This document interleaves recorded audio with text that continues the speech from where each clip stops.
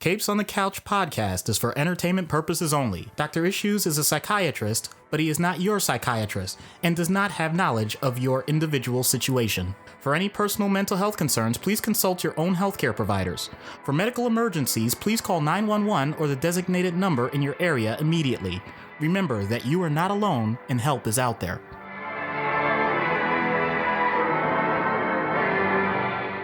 Hey everybody, it's Anthony. We are so excited to bring you new episodes again, and believe me, the wait is well worth it. This episode was recorded last year, right before my personal life fell apart, unfortunately, but we are finally ready to bring you our DerpyCon panel on Discord from My Little Pony Friendship is Magic. One thing I wanted to note is that the audio quality on this one is a little dicey at times because we were recording the ambient room noise, and there was a very noisy panel going on in the room next to us. So you might hear random crowd noises like cheering and stuff in the background. I did my best to try and clean them up, but kind of is what it is. Also, there's a Q&A session at the very end. And although Doc and I could hear the questions clearly when we were in the room, when I listened back to the recording, the people asking the questions were very muffled. So rather than make you try to strain your ears to listen, I just recorded myself asking the questions that we were asked, and then it cuts back to our answers. It's the best solution I could come up with. So go ahead, enjoy the episode, and I'll talk to you again at the end.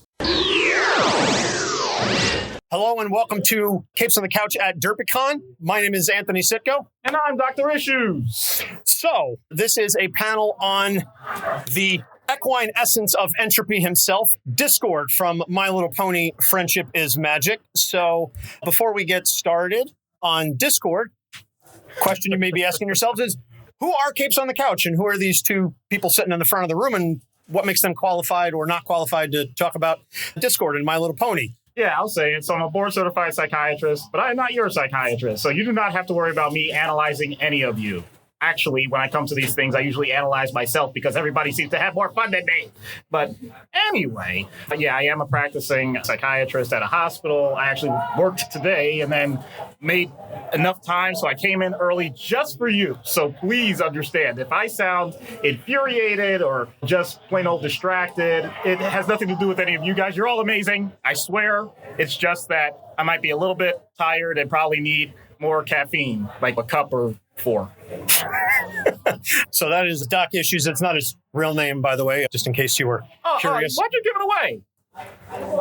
Come on. So my name is Anthony Sitko. As you can see, I am a lifelong comic book aficionado, pop culture sponge. I'm an attorney, and I am best friends and brothers with this guy right here to my left. Yes, sir.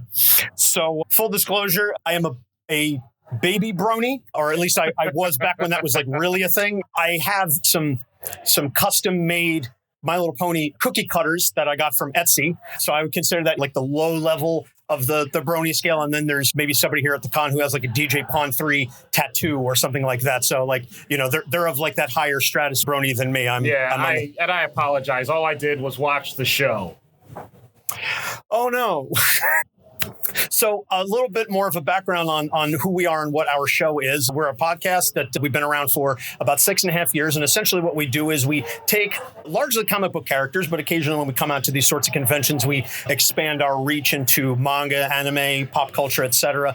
And the essence of an episode is that we give a short background on the particular character that we're covering. And then Doc, with his knowledge and expertise, we discuss 3 issues that character has presented within the universe of the show. And we kind of break it down one by one and talk about what the issues are, how they present themselves within the universe, and how it impacts their daily life, so to speak, as it were. And the purpose of the show is to really destigmatize a lot of the discussions around mental health, because everybody here struggles with something, whether it's visible or invisible. Everybody has their thing that they're dealing with. And we don't certainly presume to judge or guess what that might be. But what we do is we discuss their topics with kind of like that distance and objectivity, so that when you're listening to these episodes, you go, hey, I kind of identify with this particular character, or I may know what this person is going through. And Doc is describing a treatment, or Doc is describing something that they deal with and how they're dealing with their issue, whether that's trauma or schizophrenia or whatever the case may be. And we use it to break down some of those barriers to treatment. And then after we discuss the issues, we get into what a treatment option would look like in universe, first for that particular character. And it usually doesn't make sense. Yeah, because when we're dealing in universe, we're kind of talking about in the world of My Little Pony, for example, where there's magic and ponies, etc. And then we bring it outside to out of universe to what a real person with these issues would deal with and what a treatment for a real live human being would look like for some of those treatment options. And then at the end, we always role play and envision what a therapy session with this character would sound like. So it's edutainment. Spoiler alert. I'm not very good at this in skits. Yeah, Doc has a tendency to not always necessarily survive some of the therapy sessions, depending on the characters. So we're going to go through that. And at the end, we'll have a little Q&A with you, the fans, and the fantastic folks that are here. So without any further ado, because we kind of rambled on long enough, let's give a little bit of an overview of Discord and who Discord really is as a character. So Discord, for My Little Pony, created by Lauren Faust and M.A. Larson, made his debut in the second season premiere episode, The Return of Harmony, Part 1, which debuted September 17th, 2011. He's a Draconequus who embodies the spirit of chaos and disharmony. He was imprisoned in stone for a millennium by Princesses Celestia and Luna. He's essentially a child-friendly version of Q from Star Trek The Next Generation. Yeah, I know I'm interrupting. How big a Star Trek fan are you? Me? Not at all. I'm not a Trekker. I'm a Star Wars guy. Apologies. I just wanted to get you to say that on record. That's okay. All right. He's voiced by Q's actor John Delancey, who really kind of took that role and just, injected himself into My Little Pony. So Discord broke free and he wreaked havoc on Equestria until the main 6 characters were able to use the elements of harmony to recapture him. And let's see, where do we go? Okay, if he could be turned, he could be a powerful ally. So he was released by Celestia in the hopes of having Fluttershy reform him. Full disclosure, by the way, Fluttershy is my personal favorite of the main 6, and I will not... Thank you, appreciate that, yes. I will not harbor any Fluttershy slander whatsoever in my presence. In 2012, who's arguing about who's the best anymore? 2024, I mean. I was like, 2012? Okay, well, are you a time traveler? That's impressive, Peacemaker. So although they do get off to a bit of a rocky start, they eventually become friends, and Fluttershy is the one pony that Discord truly cares about the most. So he may be a little better, but he's not fully reformed, at least in the beginning. So he continues to be a bit of a trickster, but the ponies come to kind of begrudgingly befriend him. He does betray the ponies when Lord Tyrek asks him for assistance in stealing the ponies' magic, but after Fluttershy cries and Tyrek steals Discord's magic, he realizes the error of his ways and he helped Twilight Sparkle defeat Tyrek. His magic is restored and he fully reforms. I realize I'm kind of blowing through stuff, but I'm not here to summarize necessarily 9 seasons of the show for you. So when the main 6 are captured by the changelings, I forgot to mention, he joins the ponies on several adventures, though not without the occasional hiccup. When the main 6 are captured by changelings, he ignores the situation until he learns Fluttershy is in danger, and I captured that. Where? That is my favorite Discord moment from the entire series. Just Trixie's like, and he's captured all this and this one. He's like, I don't care about that. And Twilight and her friends, what? Fluttershy? There. Just full credit to John Delancey as a voice actor for carrying that rage in his eyes and his voice. So at the end, all of season 9, he creates a false identity of Grogar and he allies with several villains, all in a very misguided attempt to boost Twilight Sparkle's confidence prior to her coronation. It backfires horribly, and the villains gain enough power to threaten the main 6 until he distracts them long enough for the main 6 to escape. Again, I know I'm glossing over a lot of stuff, but I really wanted to get into primarily the issues. So, as I said, we're going to break it down one by one. And so the first issue is pride. And as you see up here, we got the screenshot, and I was like, does this look like someone who thinks they can be beaten? This is Discord's number one Achilles heel, is he thinks he is so powerful and so strong that, you have the elements of harmony. That's all nice. Right, you're not going to do anything to me. Let me just make this clear when I start off.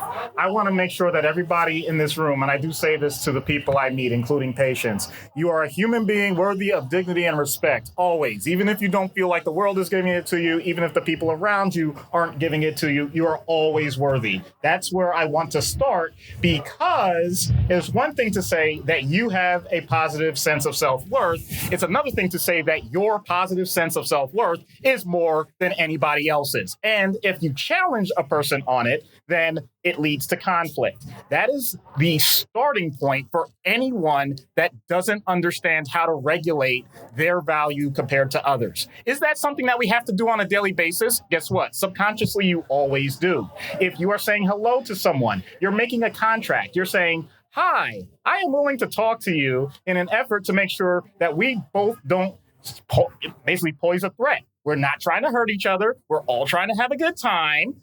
We don't usually have to say all of those words. But if you have too much pride, you might say something that might indicate you're considering this to be a waste of your time. Hi. It's how you present yourself. It's what you say and how you say it, depending on the situation. So, someone like Discord makes it very clear. I will not suffer fools. I will only do things when I want to do them and how I want to do them. Okay, well, maybe other people have other ideas. That doesn't leave much room. So it's really hard to develop relationships that are going to be lasting if you are putting yourself on a pedestal and everybody else is a peon below you. That is kind of problematic. And imagine the types of transactions that you have to do when you just want something simply done and everybody already has developed the mindset that you're a jerk. That's not going to get much done unless you actually do have a position of power. And some people do. Unfortunately, it means that you're starting to develop relationships where people are equating the two. Your power means that all people are jerks that have power. People start to develop this idea. Now, you're doing projective identification. That's a really fancy way of saying, I'm putting some information out in the world. Everybody is taking that information and reacting to it, and it becomes its own bad feedback loop. So am I saying that having a good, self-ego is a bad thing? No. Am I saying using that to trounce everyone around you is? Yeah, I think that's kind of self-explanatory. I don't think I'm really saying anything that's super surprising to anyone right now. No, but again, to your point, it's the way in which you present it. It's certainly nice and it is human to want the things that we want, right? Everybody has desires. Everybody has self-interest. Everybody has the things that they want to do. But you can't always have what you want all the time. And that's kind of one of the things that he says to Fluttershy in that first episode where he's trying to be reformed and he's basically creating chaos. And he's lording that over Fluttershy because he's like, you're not going to use the element of harmony against me. And then eventually when Fluttershy's like, that's it, I'm done. I'm not going to use the element of harmony against you, but I'm not going to be your friend anymore. And he's like, oh, I guess sometimes in order to make friends, you can't have everything that you want all the time. It humbles him a little bit. And that's I guess, the first crack in the armor, so to speak, for Discord. And it does eventually compile and compound over time. And the character development that he and obviously the rest of the characters exhibit over the 9 seasons of the show is absolutely astounding. And I think that's certainly one of the reasons why it's resonated as well as it did back when it first came out and continues to do so to this day, is because we see them develop as characters. It's not just the same thing week in, week out, episode after episode. Is they really develop and they humanize these characters. So Discord's learning to put that pride aside to some extent. He still has it here and there, and he's certainly not going to be afraid to use it to his advantage at times, but he does learn to kind of swallow it and suppress the ego just a titch, especially when it comes to the main 6 and in particular with Fluttershy. So moving on to the next issue, Troll. I think we can all agree that Discord is a troll of the highest order. That line is from one of the comics. Sometimes I don't even know what I'm going to do. It's strictly for his own amusement. And it kind of ties into what we were talking about first. But if he thinks it's funny, he's going to go ahead and do it. Doesn't really care what anybody else thinks. Yeah. And that's not really the way to operate with other people. Yeah, there are different levels to trolling. And if you do a harmless prank or in your mind something that is considered harmless, usually people might even laugh along with you. The one target may think that it's offensive or negative, but even they may get over it. And that's understandable. It's okay to have a little spice in your life. It's okay to have variety. It's okay to mix things up and do the unexpected. Okay, that's actually a part of life. We know that things constantly change.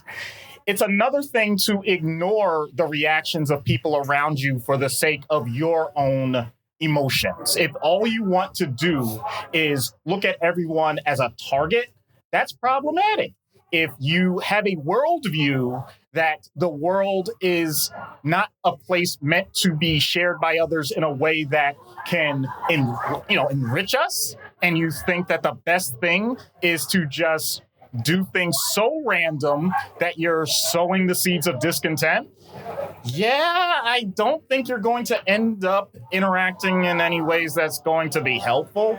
And sometimes it's not even a matter of how the person views the world where it's illogical. It could be totally rational. It is true that there are some negative things that happen in the world and things are unfair. That doesn't necessarily mean you got to tip the scale even more by slamming your thumb on it time after time after time. That doesn't necessarily mean that because people can have suffering, people can have sadness, anger, and all the other emotions we know, that doesn't mean that you have to find what actually evokes the strongest negative emotion and do what you can to evoke that each time you see that particular person because you don't share that emotion. You can't read the room. And even if you do read the room, you basically say, going back to pride, that well, I enjoy it, therefore, it's got to be the most important thing. So, is it really that bad if you say something to your friend and in high school you comment on their nose or something like that? Is it really, really that bad? Is it? If you do it once or twice, it's okay. When you sign in their yearbook with the jokes about the size of the schnoz, maybe then. When you sign it, hey, Toucan Sam, have a good summer. See you in the fall. Yeah, and here's the thing. This is years ago. We went to high school together. This is years ago, and I didn't sign that. That wasn't me. I swear to you. No, you didn't sign Toucan Sam. I think you signed Gonzo.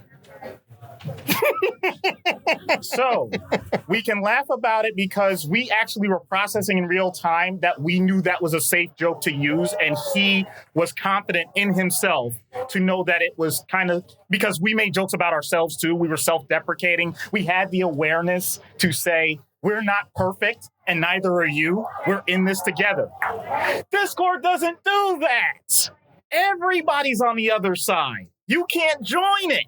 So that is where you end up creating a lot of pain for people. And I'm talking lighthearted right now because we're in a circle of people that I would like to consider friends, okay? But having said that, these types of emotions, if you feel like the world is actually a dangerous place or against you, then we actually end up with situations that are way more negative. This is some of the background as to why people sometimes isolate themselves because they don't think people understand how they got to this point. This is where people sometimes can act out in violence or anger because they don't think the world is fair, and this is the only way that they can prove their point. So I understand. I am going to keep it light in general, but I am a psychiatrist and I see a lot of negative things, including people in their darkest points, where they confide in me that when they have these thoughts, that's what's underneath all of it. And sometimes keeping it, quote unquote, keeping it light as mocking people or making fun of people is how they process it so that they don't do something worse. So that's the dark side to this, definitely. I'm glad that we're not at that point in society as a whole. It's not very common, but it does exist, and I at least want to acknowledge it. Oh, yeah, definitely. And it's one thing to have an inside joke with your friends and you needle them, you bust chops. Yeah, whatever. they literally did an episode where that was the whole point of inside jokes. Oh, yeah. Yeah, exactly. So it's one thing to have the inside jokes. It's another thing entirely to take those jokes and use it as a weapon against the other person to intentionally needle them. That's maybe where you've heard the term frenemy before, where it's kind of a situation where you have this almost mutually antagonistic relationship with the person where you're both trying to see if you can find the cracks in the armor, as Doc had said earlier. You're trying to find those weak spots to get that rise out of the person. Again, if you're making a joke and it's an inside joke, it's a running thing and over again that the person is not really going to get legitimately upset over it, that's fine. It's where you're trying, you're searching, you want to piss off that other person, you want to get them riled up. That's where it crosses the line. And that's where, as Doc was saying, it can get into that dangerous situation. Now, the one thing I would say is in response to something that you were saying earlier about reading the room. I think sometimes trolls have a very acutely honed sense to be able to read the room. Right. That's be able to read other person's emotions. And that in and of itself is a fantastic skill to have. But like all other skills, it can be used for good or it can be used for bad. It can be used for good. That person may be the type of person who can really be good at giving somebody a good gift because they know the kind of emotional reaction that a particular gift is going to give to somebody. Or they can say, oh, okay, I know this person's really sensitive about their hair, so I'm going to make comments about it, or the size of their nose, so I'm going to call them Gonzo or Toucan Sam. Again, it's just flashbacks coming back to me from 25 years ago. I'm over it. I swear I am. I swear. But that's why we can joke about it now. So again, it's all in how you present it and how it's used. It can be used for good or it can be used for bad. So similar along the lines of something that can be good or bad depending on the degree is the last issue. Discord desperately craves affection. He will deny it to his last breath. And his eyes may look yellow, but there's a lot of green there. And he gets real jealous if he thinks that he's not getting the attention and the affection that he thinks he deserves. And we saw that in the one with the Tree Hugger, where Fluttershy brought Tree Hugger to the gala, and he got real jealous and very upset and very much lashed out. And it ended up obviously causing a lot of problems at the gala with the schmooze, I think it was. Yeah. Yes. So. All right. So I don't think there's a single person in the world that doesn't crave affection. So I don't even know what on earth you're talking about. Like, it's really not that big a deal. I mean, if you meet someone and you consider them to be someone you care about, then what's wrong with saying that they're the one person that you need to interact with and nobody else can interact with them? I mean, that won't cause any problems, right? I mean, if you completely isolate them from their other social circles and friend groups and things like that, because that way you can really make sure that you monopolize all of their focus. I mean, nothing could go wrong with that, right? No, nothing. It's totally okay. That's a foolproof plan right there. Yeah, it's totally okay that if you develop, even if it's a group of people and you develop the fact that they like you, you make sure that everything, to go back once again to the very first point of pride, that everything is going to center around you, and anything that doesn't gets cast away very quick. It doesn't sound cultish at all, right? Nope. No? Not at all? Okay. All right, cool. Where's the sarcasm a little thick here? Really? Really? Just a titch. Oh, okay. In that case, let me tone it down for the first time in my life, because I never have. This is going to be a little tough, so I'll recenter. If you are attention seeking to the point that you actually are desperate and feel like things are too emotional and you need to keep someone's attention, and some people do that even with things like self-harm, things like that, that is problematic. I'm not even making a joke about it. It is something that we know that people do sometimes when they feel like there's no other release, there's no alternative. So that actually is an example where it can go wrong, that if it's hidden, because often people will do things that they hope nobody else notices on one hand, but then we'll make sure it's right in the moment so that the person that they care about notices. I'll be honest, it's a form of manipulation.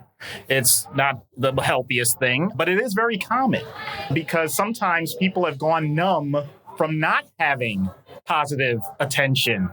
A lot of times it's been only the negative, and that's not great either. But if it's all you know, you may try and recreate it subconsciously in future relationships. If all you have is a hammer. Yeah, everything looks like a nail. That's true. So yeah, I'm not saying that affection and attention are bad things. We all should want it. We should want people in our lives that we can trust, that we care about, and go about our daily lives. It's wonderful. Until you make it at the expense of that person and your own existence. That's not good. That wasn't sarcastic, wasn't it? No? Okay. All right. No, but again, to your point, and I think that the issue comes, attention and affection are related, but not necessarily the same thing. Right.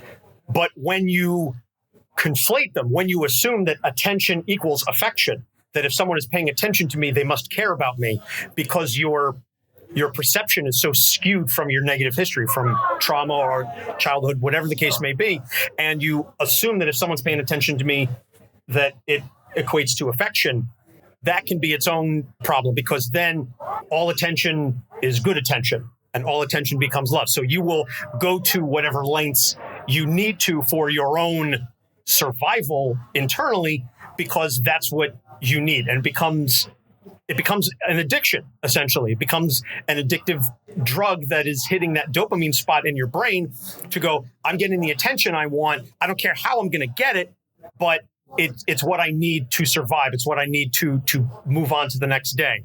And when it reaches that point, that's not healthy for you. And it's definitely not healthy for the people in your orbit around in your circle, because they are also suffering because of your skewed perception. So that's why we suggested, we'll get into treatment in just a sec, but attention is not affection. They are related, but they are very different things. So speaking of treatment, as we said, we always start off treatment discussing in-universe first and foremost. We got a picture here of Discord split in half, and he's essentially talking to himself. Here's Discord consulting with an expert on Discord. So we had discussed what we were doing in the episode, but we almost never discuss treatment ahead of time, so I can kind of ad-lib. I'm not going to lie. The scene that you just described, my thought wasn't this per se, but it's related. Usually, we know you don't feed the trolls. Well, I want to have fun with this. I think if you want to put someone in their place in this type of universe, the only way to beat a troll is with a bigger troll. I want to see someone that's more over the top, more outlandish, more impulsive, more random, chaotic. And I want that character to be so irritating and frustrating that Discord has to say, wow, this is too much for me. You got to tone it down. Because once a person, and I'll relate this, not because the real treatment really does it this way, it does not. But once a person is able to identify traits in other people, then that means that there's a possibility that they can identify those traits in themselves. And it's kind of good because in this case, it's the opposite of just a mirror man. It's a mirror and a hype man. And you know what that reference is ripping off of. I sure do. That's really interesting that you say that. I question, not to try and steal your thunder or anything, I question whether that would ultimately be effective. I certainly don't think it would be effective with maybe season 2 Discord, season 3 Discord. Maybe by the time season 8 rolls around, season 9, he's developed enough that he might understand that and not try to outdo it. But I think if, depending on where Discord is in his character development arc, if you try and introduce the bigger troll, that's just an invitation for him to escalate, because he's going to go, oh yeah, okay, now I got to turn it up to 11 because no one's going to be bigger than me, because it goes back to that pride thing at first. Well, yeah, but then that just gives the opportunity then to create a bigger troll. Yeah, positive feedback loops. Yeah, sure. There's no problem with that whatsoever. I mean, look, at worst, you just end up with everything completely falling apart, right? Is that really that bad? So, yeah, okay. So treatment out of universe, then. Obviously, we're not dealing with, there are no real Draken Equises. There's no one who's been imprisoned in stone for 1,000 years. But I think we've all dealt with people who are prideful trolls who are wounded underneath and are desperately craving affection and attention. So not like I know anything about dealing with this personally. So let me tell you about my interactions with my own doctors that have counseled me in the past. That's a joke, people. Don't get me wrong. Doctors have doctors. I'm not denying that. No, but what I'm getting at is, especially I'm going to focus on the troll section of it, because that's a worldview. And it can come from two really different mindsets. One can be that the world itself is unfair, and the only way I can create fairness is to level the playing field. Basically, what I'm talking about is gamification. It's the idea that, what game are you playing? Are you playing where everyone already knows the rules, but the deck was stacked against you and you're trying to level it? Okay, fair enough. You're dealing with the concept of injustice, and there are plenty of cognitive behavioral techniques that can deal with that. If you think that the world is completely random and there is no meaning and no purpose, and all you're doing is constantly re-rolling the dice, then that's actually a bit more problematic, because now I have to find what your underlying meaning is, because that doesn't exist. That's a myth. There's always something underneath everything. And now it's the counselor or therapist job to figure out what that is. Does that come from previous encounters or behaviors that you learned as a child? Is that something that you did as a defense mechanism, perhaps even dissociation, like to say that I'm just not going to be on everyone else's level. I have to create something for myself. And that's completely different because depending on the severity of that can require certain types of medication. And we're not even talking about the emotions behind all of this. If you're doing this and you're actually getting enjoyment while other people are suffering, then the very first point is, let's make sure that the people that are suffering are taken care of. And this person needs to learn a quick lesson in what the consequences are of their actions. And I don't mean like punishment. I'm just saying they may need some time for themselves to really start to get this figured out with people that are going to dedicate their time to them. Or if it's a situation where the person themselves actually has significant emotional trauma and they're constantly depressed, or they're dealing with a lot of anxiety and talking to people in a way that, or interacting with people in a way that's going to create a tension, but doesn't ever have to deal with the underlying emotional things that are going on beneath them, then that's a completely different thing. Anybody want to see me tap dance on the table? No? Okay. By the way, that's the thing. We're both self-aware enough that sometimes these things do come up about ourselves. But the point is, this is not something that's going to be simple. It's not something that's going to be easy. But when people actually start recognizing this stuff and start feeling better and confident about themselves enough that they don't have to want to show it off, it's incredibly rewarding because they don't usually say it's the positive feedback when they talk to you. They point out, wow, my spouse or my significant other has been so great to me recently, and I don't know why. Wow, I just got invited to things that I hadn't been invited to in a long time. And they said, well, you look good or you're doing great, and I don't know why. It's like, hey, it turns out society isn't as bad as you thought it was. And it's incredibly rewarding to see when it works. Yeah, definitely. If you're putting in the work on your own, if you're putting in the work internally and you're doing self-betterment, it should, I say should, result in a better overall effect because that's going to ripple out to your external circle. It's going to ripple out to the people in your personal orbit, friends, family, coworkers, whomever that may be. I say should because unfortunately that doesn't always necessarily result in that. But if you're doing the work and it shows and you feel it, other people are going to feel it too. And that's kind of one of the things we've been talking about on the show for the past 6.5 years. If you do the work, it pays off. Yeah. It does. Yeah. It's almost like friendship is sorcery or something. Yeah, there should be a term for that. I'm not clever enough to come up with it. So having said all of that, let's now find out what would happen if we get Discord on Dr. Issues' couch. So now this is the part where I'm going to try to do my best, John Delancey. I apologize in advance, but we'll see how this kind of all goes. So Doc, whenever you're ready. All right. Hello, Discord. I'm Dr. Issues. You're not exactly a bastion of magic, are you? And we're off to a great start. Just so you know, I did my best to magic-proof this office because I don't want any shenanigans. Oh, did you now? It doesn't matter anyway. It's not like you're part of the important spheres anyway. So, which one put you up to this? Celestia? Luna? And this doesn't seem like Twilight's doing. And if Fluttershy was involved, she would have told me. We're best friends, you know. Not like I imagined someone like you would know anything about that. Is there a point to belittling a person that's paid to help you instead of doing something, fun? Oh, so you do have a spine. I have to push buttons sometimes. Gets the creative juices flowing. Well, really, all you have to do is look in the mirror for that. Doctors are supposed to be comforting, not mocking their patients. Besides, last time I checked, my Mirror of Mayhem didn't exactly end well for some ponies. You started it. What are you, 8 years old? I've eaten cheese with more maturity than you. Hey, I look young for my age, but maybe you can't gauge the age of humans due to your vast experience. Well, I'm not being sarcastic when I say this, but what do you do?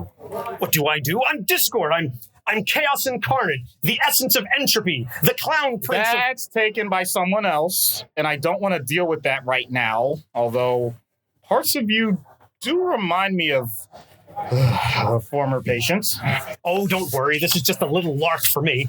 An intermission before the next extravaganza I have planned. Oh, it's going to be so much fun with lots of decorations and fireballs. And, I got this music playing that's actually just the screaming of my enemies. And it will make everyone pay attention until they go, oh, Discord, you're so amazing. And I'm like, I know, right? Sit tight. Just let me get the popcorn.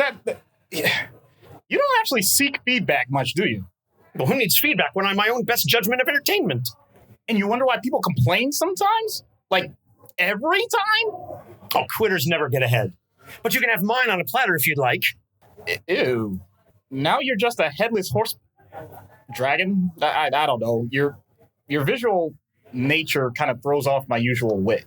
Oh, you're a fool if you think you can match my wit, my charm, my style, my flair, my je ne sais quoi. I'm not trying to match anything. I'm trying to compliment you. Oh, well, that sounds simple enough. Tell me how wonderful I am. Please, don't leave anything out. Is that all you think treatment is? Like just a shower of praise? If the horseshoe fits. You don't wear shoes. Some psychiatrist you turned out to be. Can't even be friendly with someone who has the ultimate friends in the universe. Look, I'm trying really hard to be your psychiatrist. Let's get this straight. I'm not your friend. I'm meant to be just off the path of your relationships. I'm supposed to point out your blind spots so that you can improve them. I'm intentionally looking to challenge your status quo so that you can be a better version of yourself. You think being encased in stone is lonely? Try being alone when everyone is right next to you because they tolerate you instead of wanting to engage you. That's what's in your future if you don't learn to temper your impulses. And I don't need magic to see that. Well, that's not true. There was that time that they turned on me for that, but then they threatened to banish me. But then I turned it around, and then they wouldn't look at me for a week after that. And such party poopers, the lot of you. Wait, did you say I could be better? Yes, I can be better. Oh, the best better friend. You can do that for me? I may regret saying this, but maybe. Oh, goody. This will be so much fun. A very important question. How do you feel about chocolate rain? So, obviously, that was for entertainment purposes. We're certainly not going to assume that anything that occurs on the couch in these sort of skits has any necessarily bearing in reality or exactly how a treatment session would look like with a real person. But again, it's all about fun. So yeah, I swear to you, as a doctor, actually, I'm not a jerk. That's purely for the entertainment purposes. No, in real life, he's just a jerk. Not. I joke.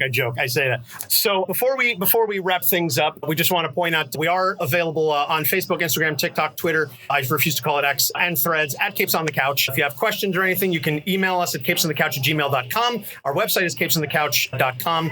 And so now, because we have a little bit of time left, I want to open this up to any questions. If anybody has any questions about Discord from an episode, or your thoughts about the character, or anything that perhaps maybe you want us to discuss or talk about.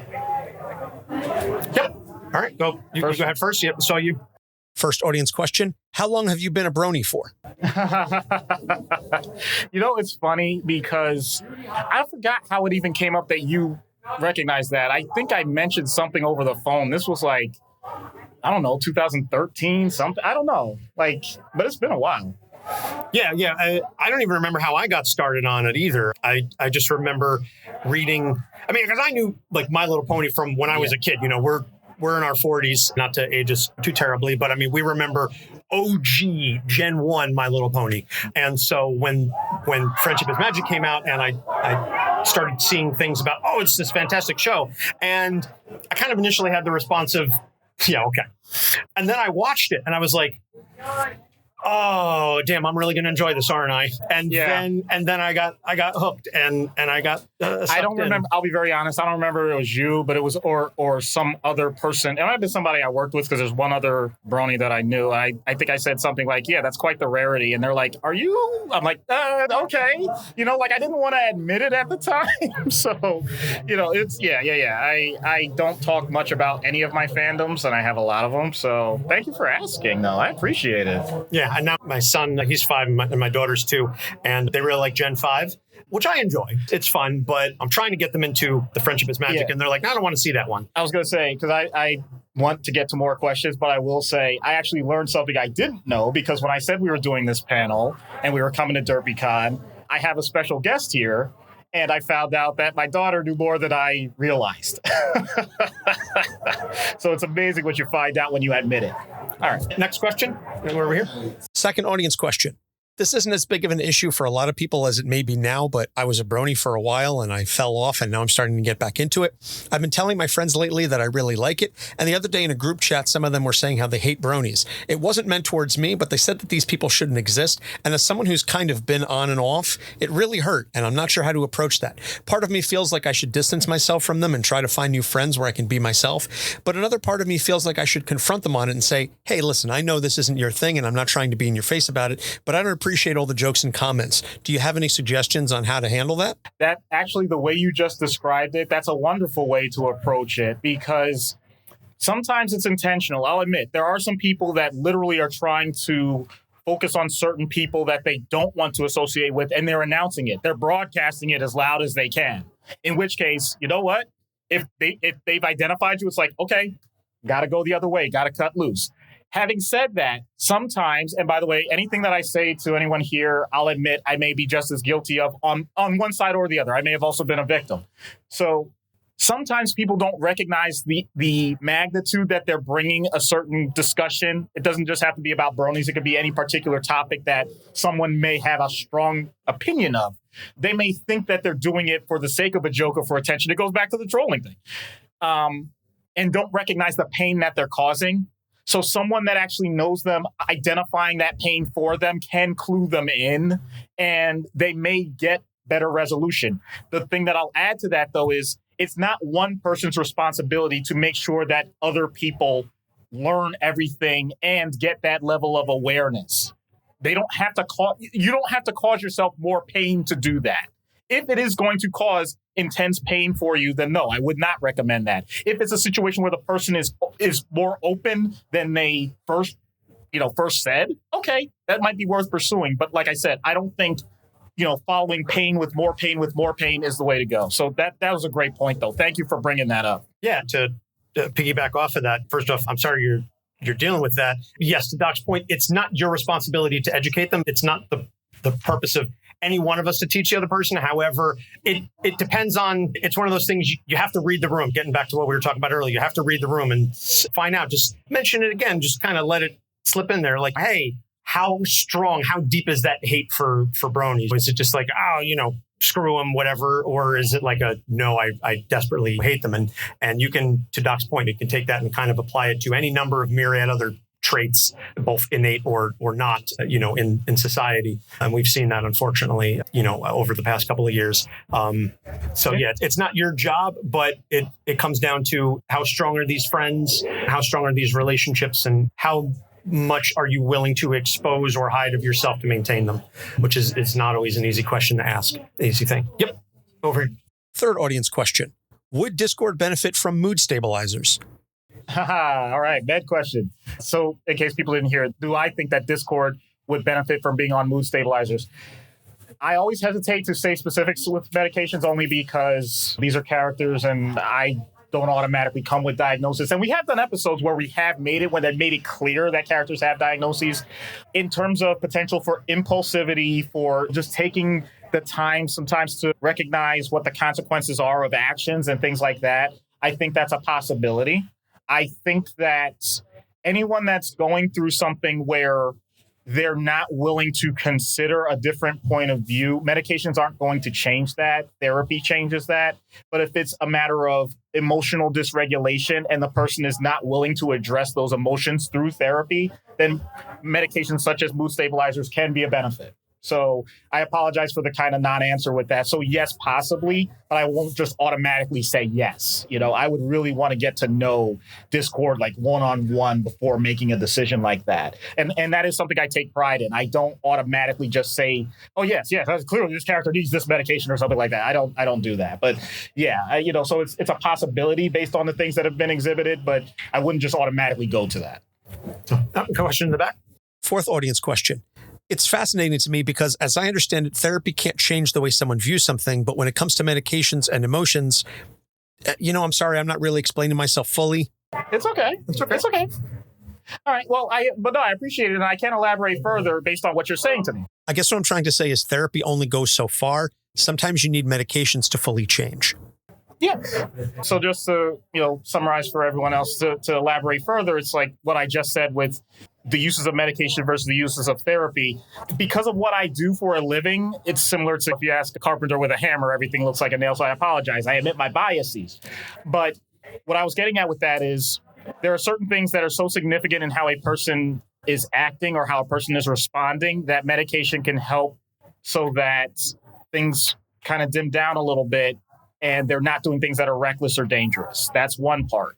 The other part of all of the things underlying it, whether it's the things that have happened in the past, the things that have led to why the person thinks the way they think, the trauma behind all of these things, that's stuff that I'll admit medication doesn't fix. And the way I say it sometimes to patients, and I do deal with these situations, I don't have a pill for homelessness. I don't have a pill for economic problems. And I certainly will never prescribe something and say, here, this is for the fact that you were totally abused as a child. Like, I will never ignore that. I'll never downplay that and say medication helps with that. But it is true. If a person has severe, for example, depression to the point that they can't get out of bed, if a person gets so angry that they're breaking objects left and right, if a person is on the other end, they're so elevated that they haven't slept for days and they don't realize the destruction that they're causing with their personal relationships because they're, I know there's young people, but hypersexualized as an example, then yes, medication can help with those things. So I don't want to make it sound like it's an all or nothing. It's usually a combination of things, and sometimes one side may take more precedent than the other. And it's the job of the professional, both if it's an individual therapist that doesn't prescribe medication or a psychiatrist that at this point is only focused on medication. It's always the job of the professional to help discern, along with the person's input, what might be the most beneficial. It's all about the tools in the toolbox is what it comes down to. And we've talked about this numerous times on the show that therapy, medication, any number of things, they're all tools in the toolbox, and you want to use as many as are available, and you want to use them properly and effectively. And you don't want to ignore or disregard something just because for whatever reason. So it might just be a combination where, as you were saying, that the therapy can only go so far, medication can only go so far. You don't want to just say, I'm only going to do therapy or I'm only going to do medication. They can and usually should be kind of done in conjunction with each other to the extent that it's necessary, for the individual patient. But again, it's up to the analysis of the professional that's treating them. So, all right. Any other questions? All right. Well, thank you, folks, again. As we said, our podcast is called Capes on the Couch. We're available pretty much wherever you find podcasts except for Spotify. And if you like what you hear and you really want to support the show, we've got a Patreon you can subscribe. You can get additional content, early access. There's some uncensored material because our show generally is PG-13. But for the patrons, we kind of have some additional adult-centered material. And so this is being recorded, and it's basically going to be released whenever we can find a spot in the schedule. So thanks, everybody, so much for coming on out. And it was a great time here. We're Jersey born and raised. So, it's always nice to do a con in Jersey, and it's a fun character. And hopefully we'll be back next year. Maybe we'll do another My Little Pony character. Maybe we'll do something else. But again, thanks everybody for coming on out. Yep. We appreciate it. And I hope y'all have a great con. Discord for discussion, not Discord as in destruction. Thank you. So that was Discord from My Little Pony Friendship is Magic. That happened to be our most well-attended panel that we've ever had. We had a room full of people, and it was very, very exciting. We are actually waiting to hear back from DerpyCon if we will be invited to return for 2025. We did submit an application for that. In the meantime, you can check out all of our shows wherever you find podcasts, except for Spotify. On social media, we are Capes on the Couch on Threads, Twitter, Facebook, Instagram, TikTok, and even Blue Sky, which was added after the panel was recorded. Our website is capesonthecouch.com, and by the time this hits the main feed, we might even have some more outlets for our content. Who knows? It kind of depends on how much free time I have. In any case, for Doc Issues, I'm Anthony Sitko. Thanks for listening, and we'll see you next time. Capes on the Couch podcast is for entertainment purposes only. Dr. Issues is a psychiatrist, but he is not your psychiatrist and does not have knowledge of your individual situation. For any personal mental health concerns, please consult your own healthcare providers. For medical emergencies, please call 911 or the designated number in your area immediately. Remember that you are not alone and help is out there.